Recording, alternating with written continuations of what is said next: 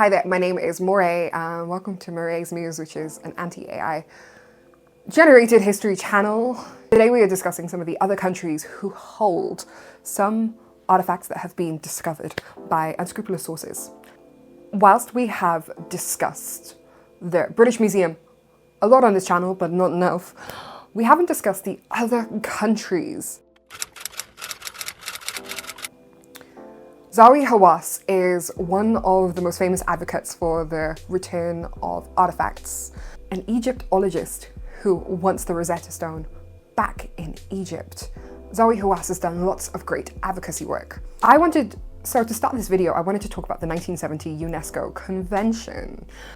The 1970 UNESCO Convention on the means of prohibiting and preventing the illicit import, export, and transfer of ownership of cultural property is the most international convention that guides these artifacts that are held in museums. This UNESCO convention is retroactive.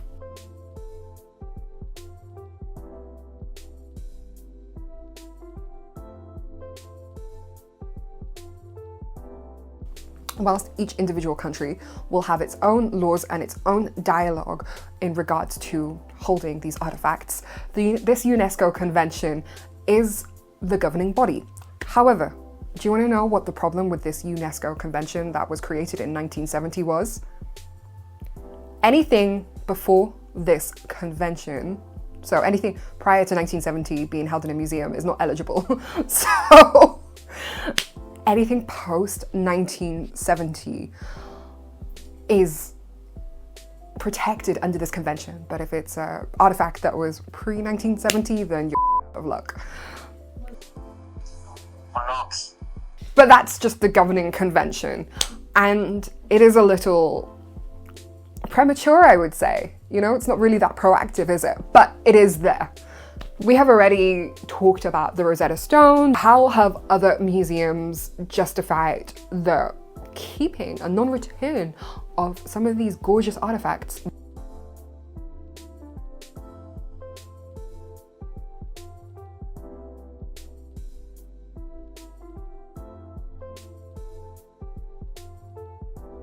Let's talk about the Dendera Zodiac. This is housed in the Louvre. How the Dendera Zodiac is justified by staying in the Louvre.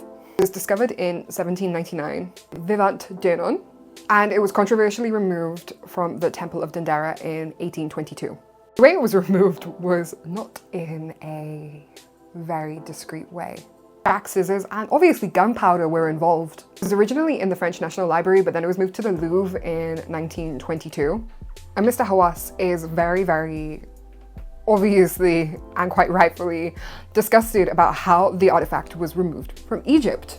This item was acquired, delegitimizes its current possession in the Louvre. And this is a historical detail that really proves that it needs to go back to Egypt. Zodiac is incredibly important. It's the only ancient complete map that we have of the night sky. It not only is a historical artifact, but it's a scientific artifact as well. It has dual meaning. French public collections are governed by these principles. The legal framework that France uses dictates that cultural goods cannot be seized or sold, and they cannot be transferred.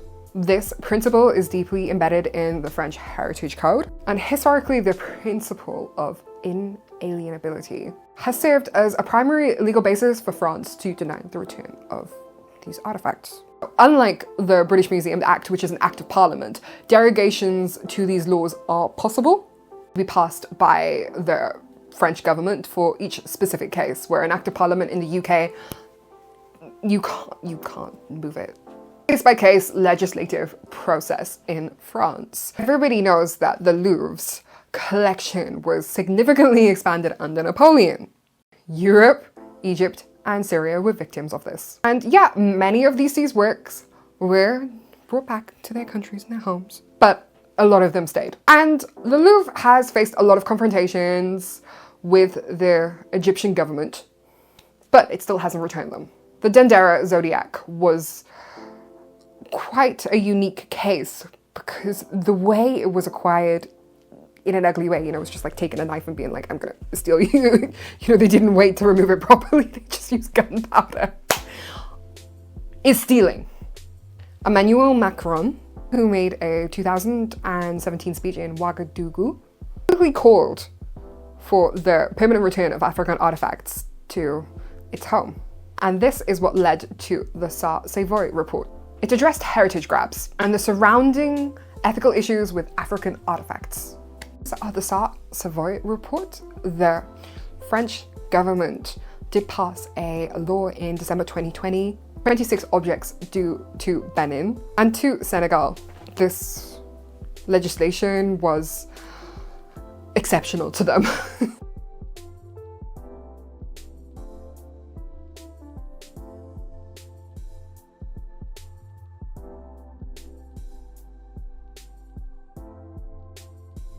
The cultural return of artifacts falls under a different model.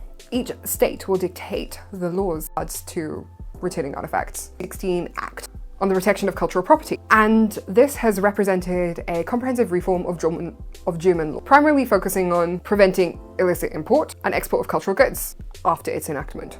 So it started in 2016. And any items that have entered Germany after April the 26th, 2007, which is when the UNESCO Convention entered into force in Germany for UNESCO signatory states. Any artifacts that come in illicitly have to be returned, but it's after 2007. Or it does not provide repatriation for colonial era artifacts. However, we do see that in 2019, 16 culture ministers from Germany's 16 states agreed to create conditions for repatriation of artifacts that were taken in an unscrupulous way. Or we can see in Germany, the legal landscape is evolving.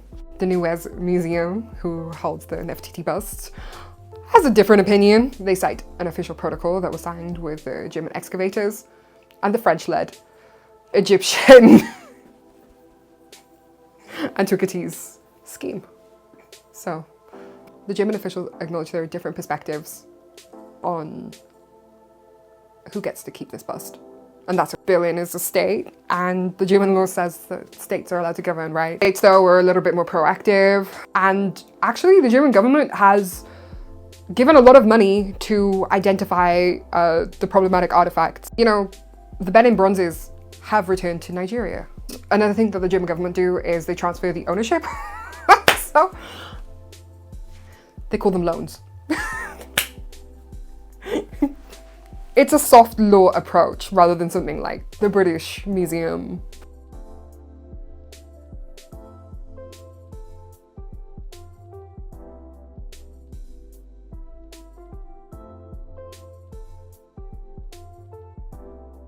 Not included in the video, we haven't included any artifacts from this country, but this country is in the news every hour, every half an hour. Trump, Trump, Trump, Trump, Trump! We're going to be talking about the United States and where they lead on their repatriation of artifacts. The legal framework in the US is the Cultural Property Implementation Act. And this is the legal foundation. It's a memoranda. I've never heard that word before. Memoranda. Memoranda of understanding. And it's aimed at limiting and exporting antiquities. The whole aim of it is so people don't loot. So an MOU, for example, was signed with Egypt. However, the USA, for these CPIAs to remain, the country that wants to protect its artifacts has to show that artifacts are being looted from their country. So it's not like, okay, can I have this back, please? The country actually has to justify it. And the US focus under the CPIA, it's all to do with the UNESCO 1970 convention that I spoke about in the beginning of this video. And critics of the memoranda, the MOU, they raise concerns about Egypt's own policies with its own antiques. You know, the US approach is quite a contemporary framework. There are a lot of demands for repatriation, and to be honest, the USA framework is quite flimsy, where the UK and France have thought about it quite heavily, and at least they thought about it before they said no. The USA is a bit, quite flimsy for the US. Now, Dr. Hawass has not targeted any of the US museums. However, the Museum of Fine Arts, the MFA in Boston, and obviously the Met have its own policies in regards to this. But there are a lot of artifacts there, but not as many as there are in like the British Museum. Like, it is my favorite place in the world for a reason. Now, the MFA Boston is very, very good at proactively returns objects. Even if the museum did acquire them in good faith, the MFA in Boston is still very, very proactive. For example, the 1897 attack on Benin by British forces. 2 Benin Kingdom artifacts were looted, and they used to live in Boston, but they have been returned.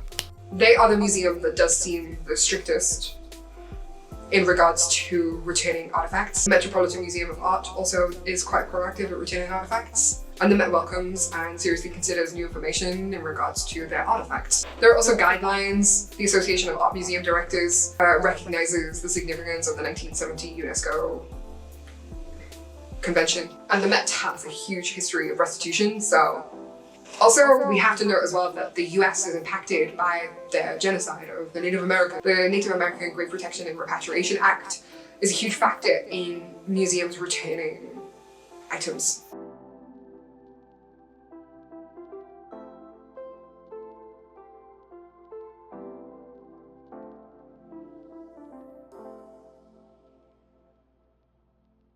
Thank you so much for watching, and see you in the next one.